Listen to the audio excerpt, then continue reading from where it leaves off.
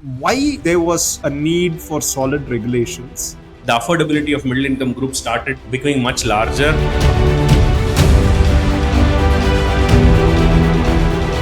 How many of them would have actually got exposed to something called as broker or brokerage? Very limited. Like mostly it would be through classifieds and bulletin boards and colleges and stuff like that.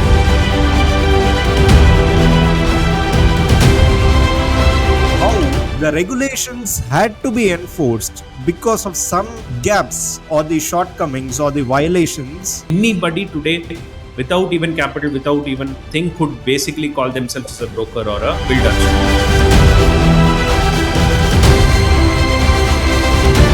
What does the regulatory bodies do? And Government, what they have done is they have said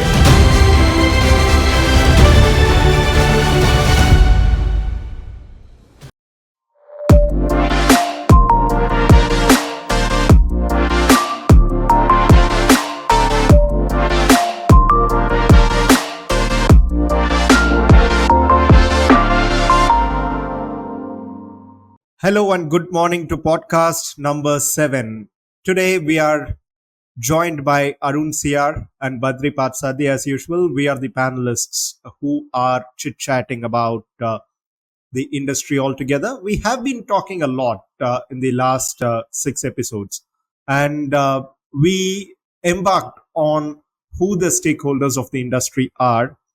However, there are few things that warrants the regulatory bodies, the government, to actually ensure the entire operations is streamlined, the entire scheme of things is there to the best of the interests of everybody. Today, we are going to talk about the regulations around the real estate industry.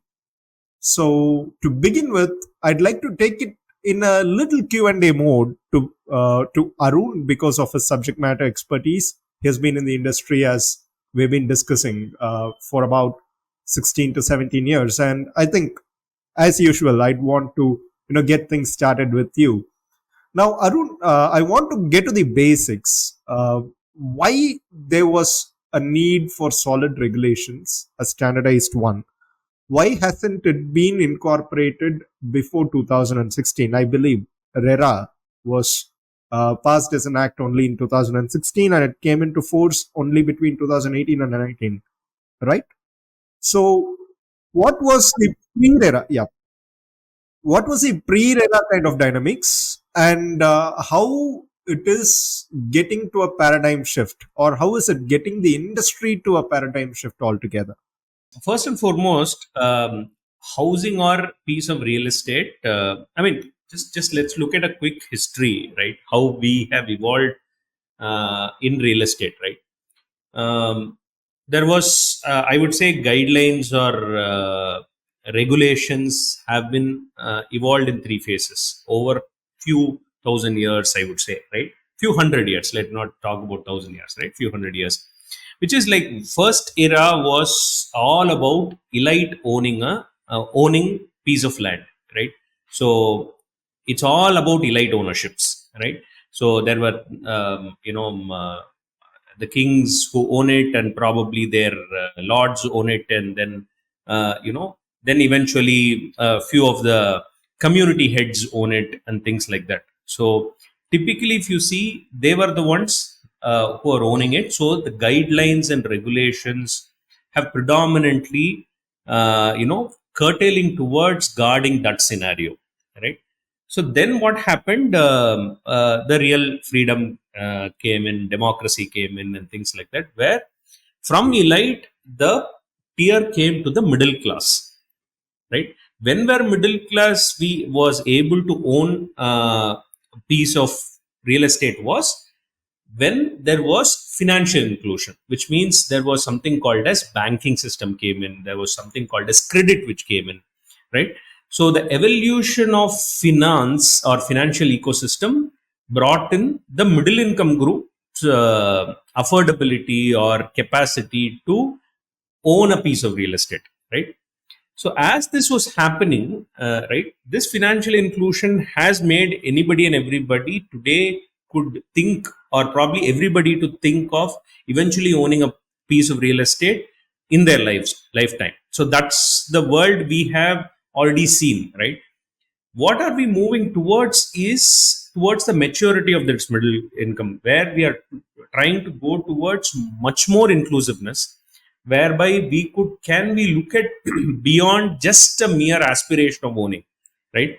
The aspiration of owning real estate has already is in the peak for everybody, right? So what next is to make sure that economy is stable, of course, but as these guidelines are as real estate getting democratized over these three phases, the next phase is going to be much more inclusiveness, like can people go own something in the remotest of the villages, or for the limited quantum of money, or the limited piece of property, right? Whatever possibilities, that's where we're all getting into. As this real estate piece, as these three phases, if you see, the piece of real estate also has actually started shrinking, right? When the elites were owning, there was a huge parcels of lands which are owned by individuals, or few had individuals, right? And then middle income group came in, wherein the same piece of land got redistributed or re-owned, resold for various combinations to the middle income. And now the next era is going to be definitely towards much more smaller pieces. So are we immediately saying fractional and all those things? That is relatively far-fetched.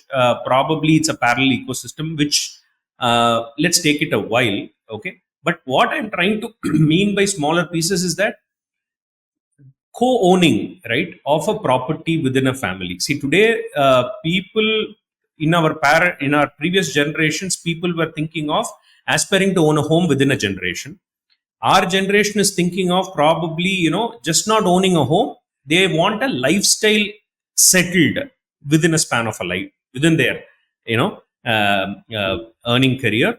Then our next generation is not going to be worried about the lifestyle, because they are born with the lifestyle, right? So what they are going to start thinking is the value propositions, right? The alternates of it. So that's of course they can't ignore the stability what real estate as a portfolio gives for their money. There is an emotional quotient of shelter.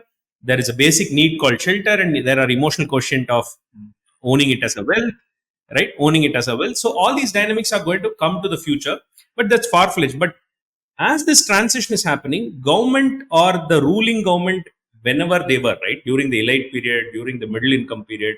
So when I say the middle class ownership in India opened up after globalization, according to me, right? In my view, right? After 1991, when we opened our economy, and then slowly, even the stock market was open to middle income group. Every asset class was open to middle income group, right? And now I would say after 2000 or 2007-8 recession, I feel, and I mean, after 2000, this IT or service industry got in.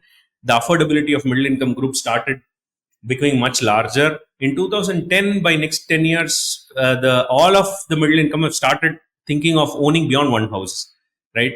It's just not one. As few people started thinking of, instead of two houses, why can't I own one large big house, right? So these are the dynamics currently we are living in, right? And already after by 2015, we are at a super maturity of this thought. That's when government sees the opportunity, seeing the maturity, is bringing in lots more regulations, right? As the consumer is demand is so high, on the other side, the supply also was mitigating a lot of issues, right? Then needs a regulation in terms of how it is delivered, to avoid the irregularities, to avoid the delay, because these consumers have started taking much bigger bets on the real estate. Thereby, much larger regulations need to play. Who is providing the supply? Who is not? Are they providing in time?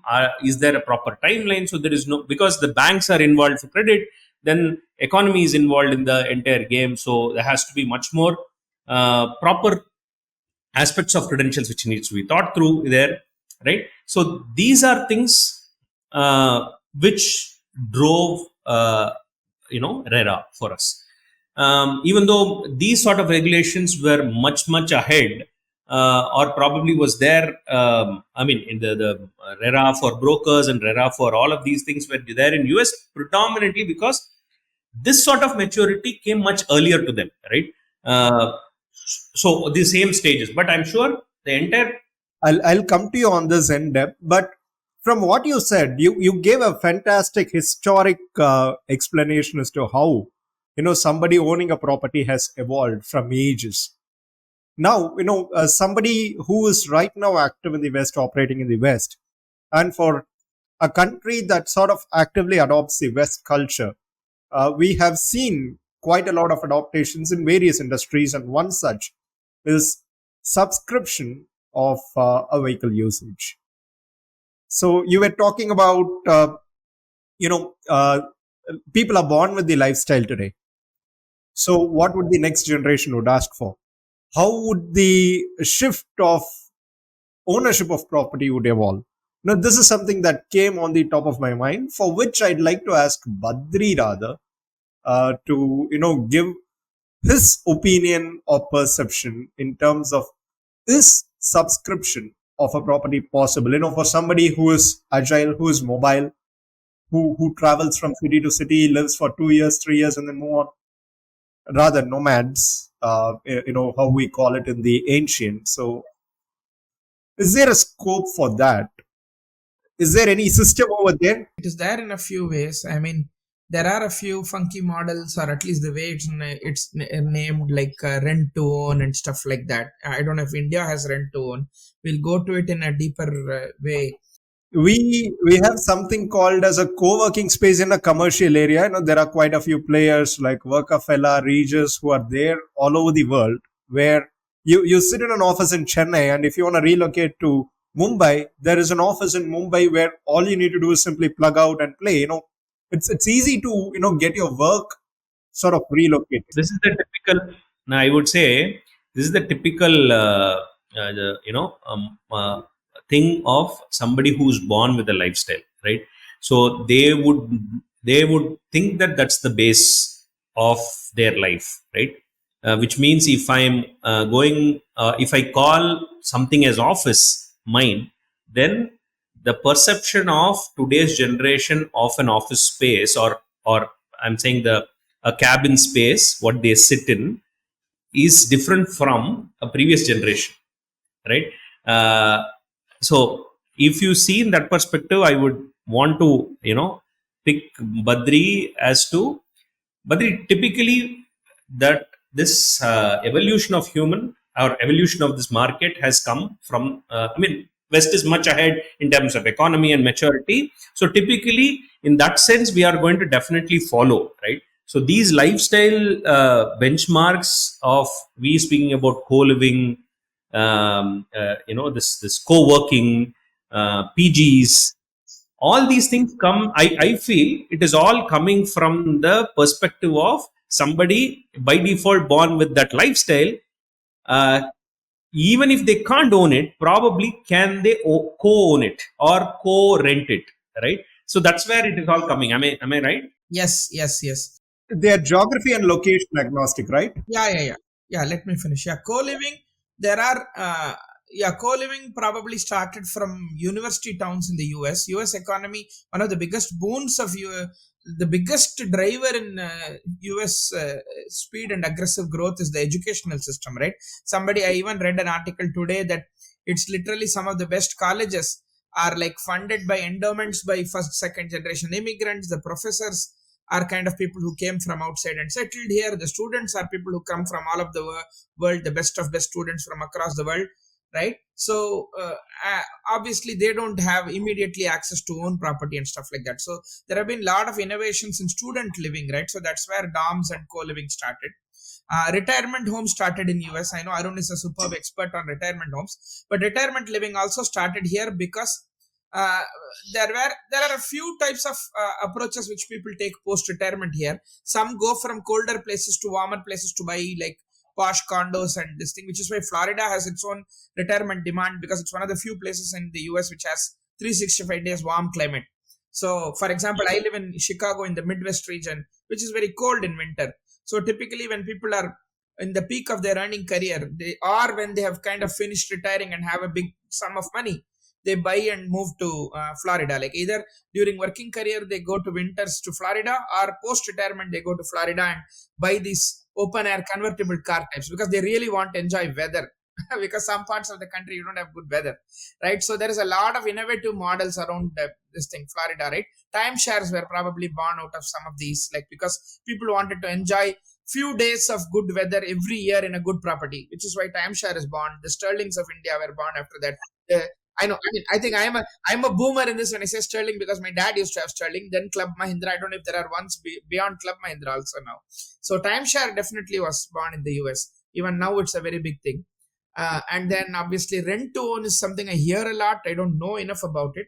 And then condos are there. Here, it is not as common as India to buy apartments here. You do more of row homes, which is called townhomes here. And No, I think I just to I mean as you're saying, Badri, I'm able to think right now two things. One is how India is so wide open in this perspective. There are few locations I could think of as something which is as matured as what you're talking about in the US, in India, and vis-a-vis there are places here in India which is probably yet to even see middle income group trying to own a house, right? So there is wide open diversity in India, at least in terms of large pieces of land, right? So Bangalore is like almost, I would say, relatively super matured and more closer to the West sort of scenario, like how you're saying, uh, than probably further down south of Tamil Nadu,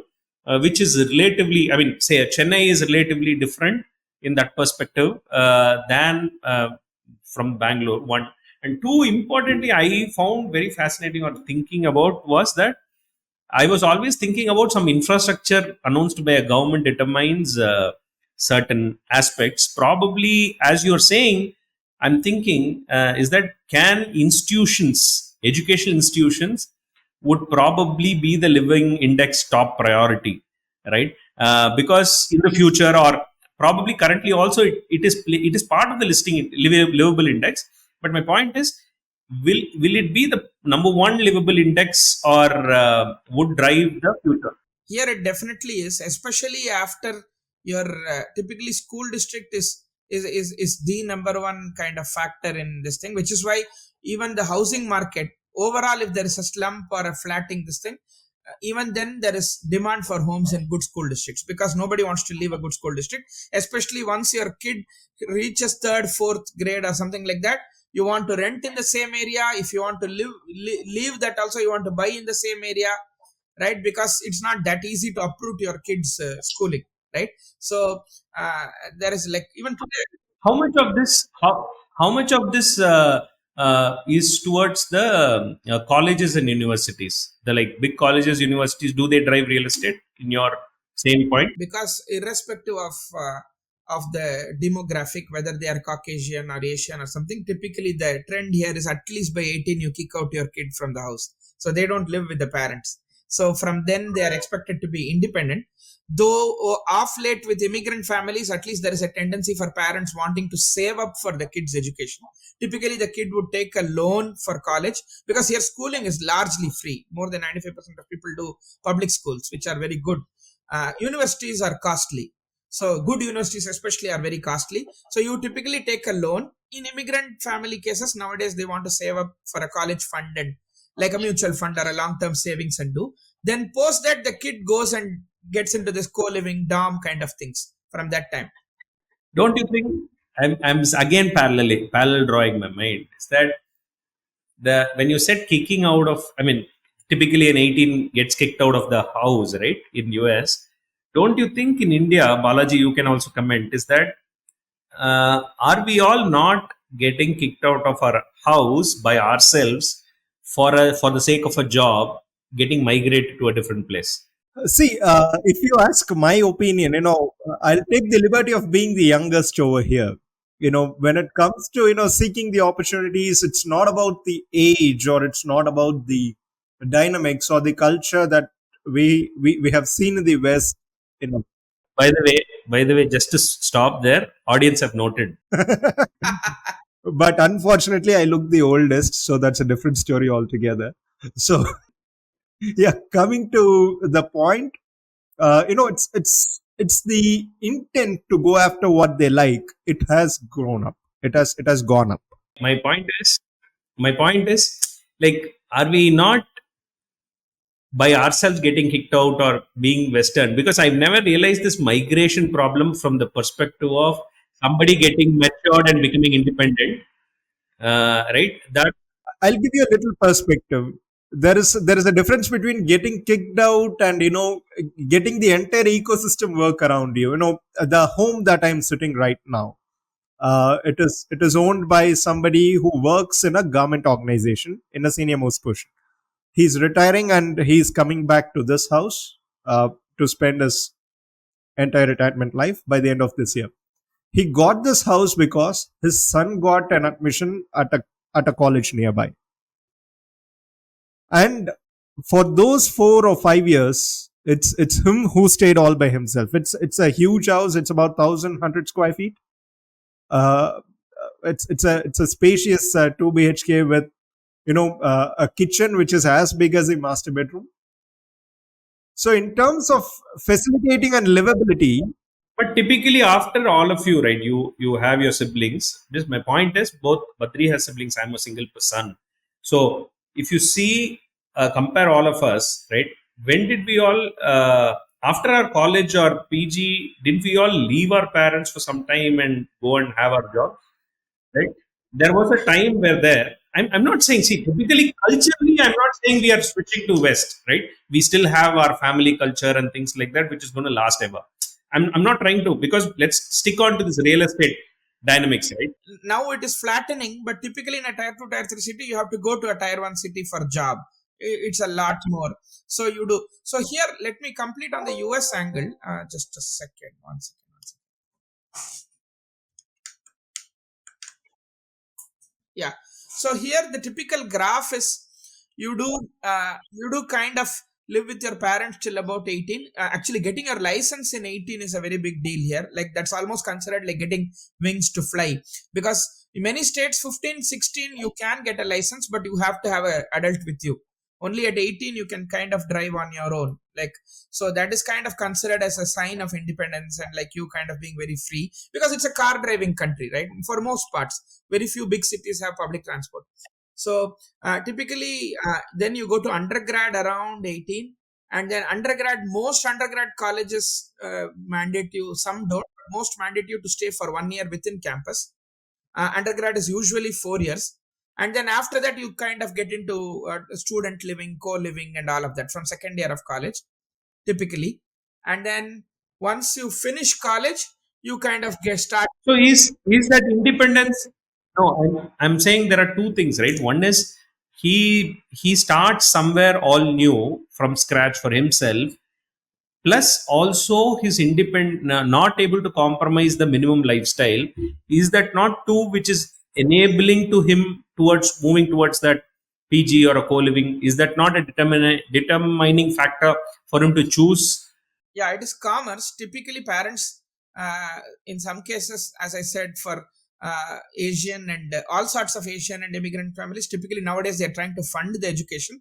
But even otherwise, there would be some component of living cost which you will have to kind of do your part time jobs and kind of earn on campus and stuff. So there is a commerce aspect that you can't simply live on your own. It is a little costly. So you start with co living and dorm and stuff like that. From second year, you would probably share rooms with friends, some kind of a rental apartment that you split, or some kind of a co-living. And for example, as an MBA student in Switzerland, we had a arrangement where the college had a place where it's a common hall and you had just your personal bedrooms. So yeah, there are different kinds of configurations like that. Then you get a job. Then comes the interesting part. Then ideally, in best case scenario, you get a job. Typically you get a job in a big city in the downtown or town center. So the younger you are, you try to be in an apartment in the downtown and town center, right? That is the fun. Like you want to be around office, you want to be able to party or have a nightlife and all of that. And then as you slowly age and go towards your family life, like late 20s or 30s, the big American dream kicks in of buying the home in the suburb. Like typically that is what we call the.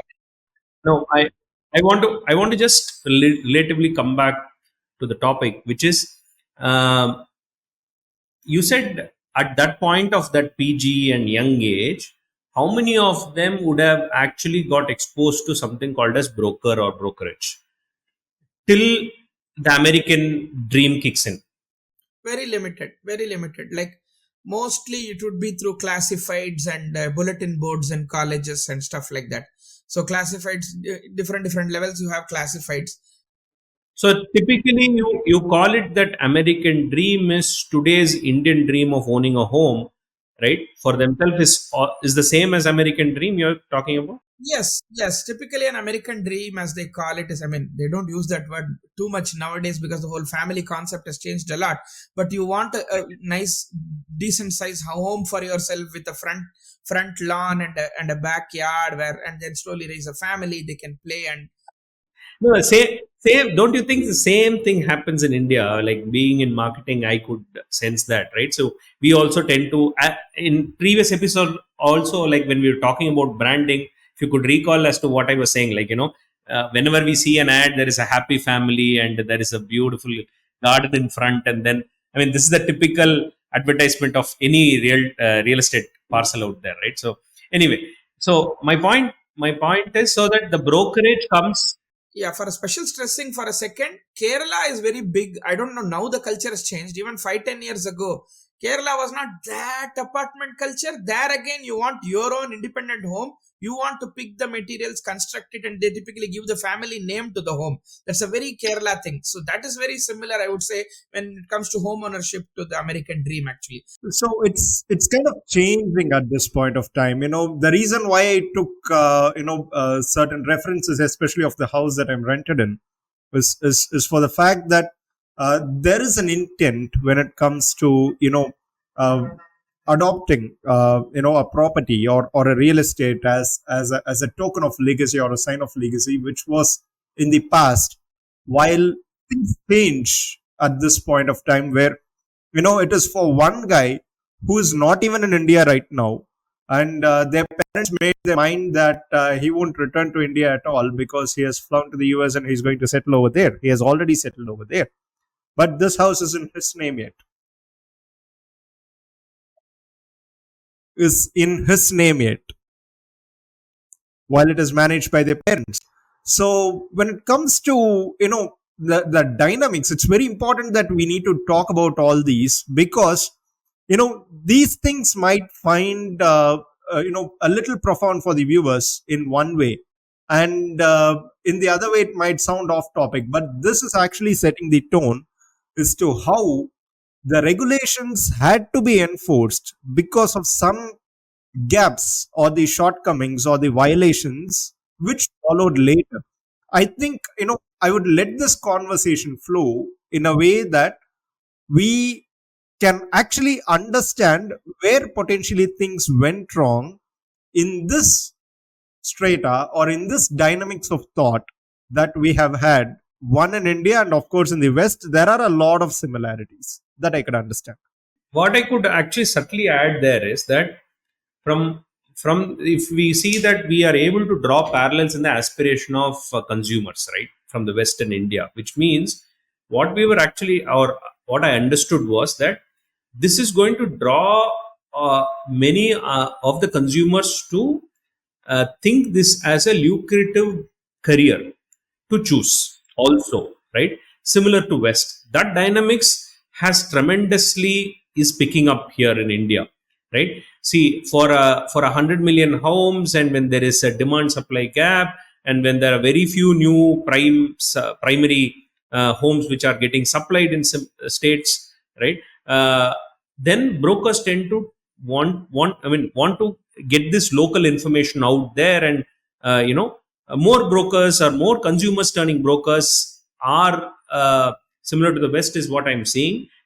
With that, and with this consumer in thing, more developers, or since there is less amount of entry barrier for anybody to become a developer, at least in India, is that there are many more people coming in. So which means entry barrier is less for both builders and brokers. I would say less is a very a far-fetched thought, I would say it's almost zero, right? Anybody today, without even capital, without even thing, could basically call themselves as a broker or a builder. So I think that this is the point at which India has brought in something called as RERA, and this RERA has really, really very important, very transformative, more for the future, I would say, more than the today's context of making. Of course, in today's immediate term, it is going to give some sort of a transparency, legitimacy. Buyers are going to feel confident that there is a RERA ID and things like that.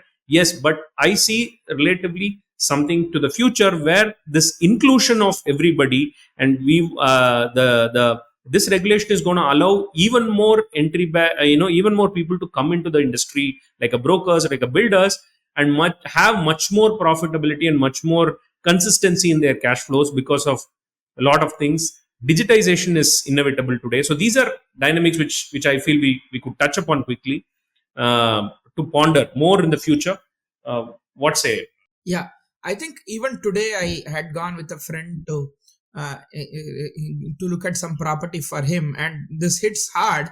I think if the framework is very good, which thankfully RERA is kind of taking steps in that direction, I still think we are a few years and few kind of iterations of technology before we implement RERA perfectly.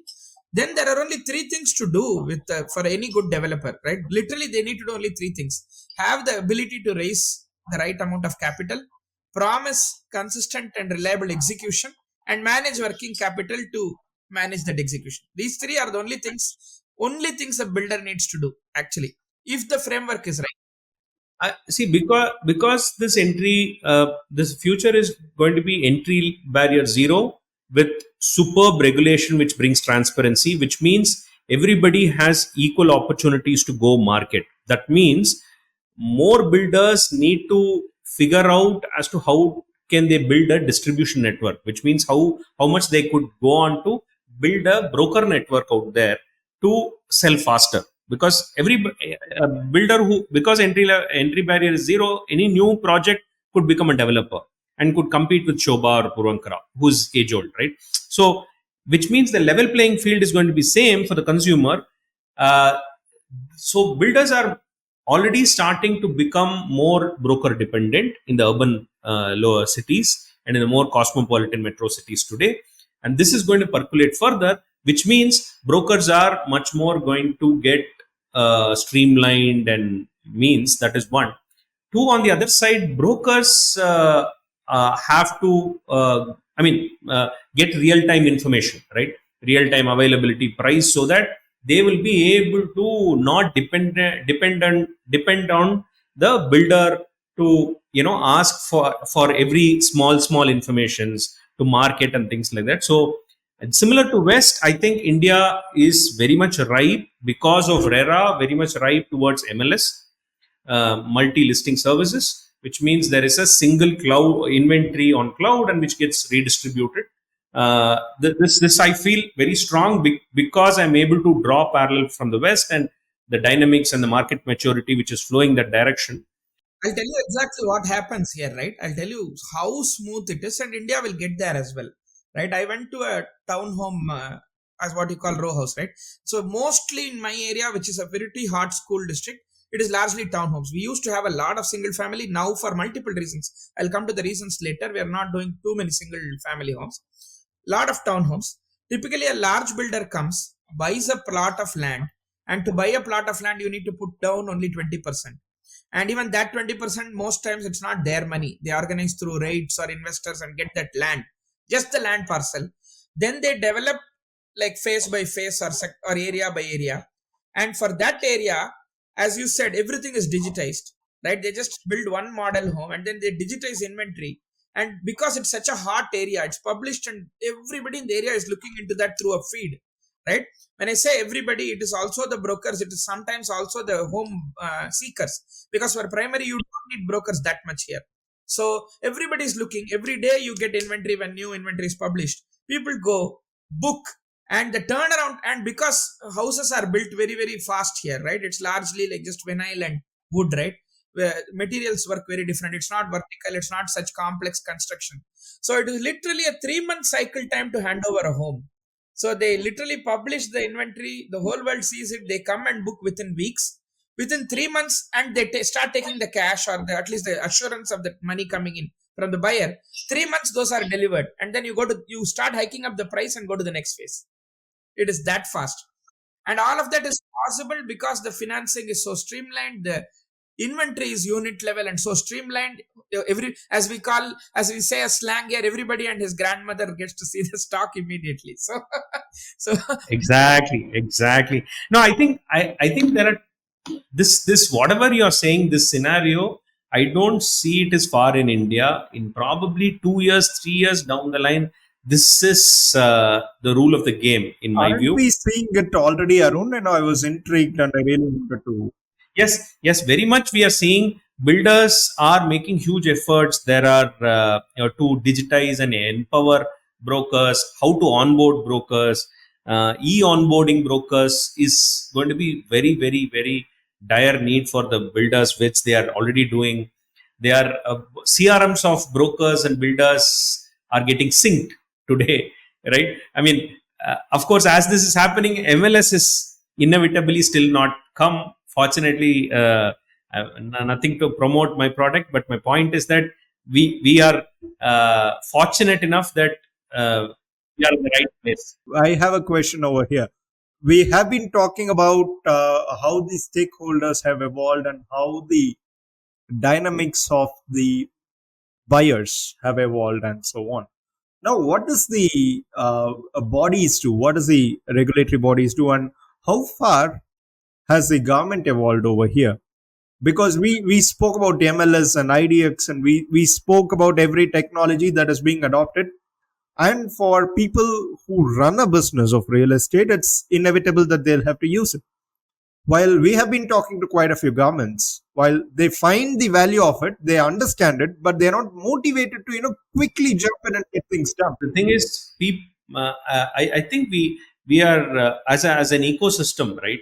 Be it a builder, being all the stakeholders, government, builders, brokers, all of us are trying to find solution inside out, right? Which is like from their own shoes, they are trying to solve at best, right? So government, what they have done is they have said, if you're a project, come and tell me that you're a project and then go on market.